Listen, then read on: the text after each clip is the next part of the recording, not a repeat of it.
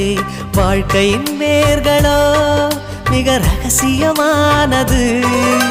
ரகசியம் காண்பதே நம் அவசியமானது. தேடல் உள்ள உயிர்களுக்கே தினமும் பசி இருக்கும். தேடல் என்பது உள்ளவரை வாழ்வில் ருசி இருக்கும். பாடல் போல தேடல் கூட ஒரு சுகமே. இசை பாடி வரும் இளம் காற்றுக்கு உருவமில்லை. காற்றலை இல்லை என்றால் ஒரு பாட்டொலி கேட்பதில்லை. ஒரு காலம் வருகையில் உள்ளம் கொள்ளை போகுதே. ஆனால் காற்றின் முகவரி கண்கள் அறிவதில்லையே.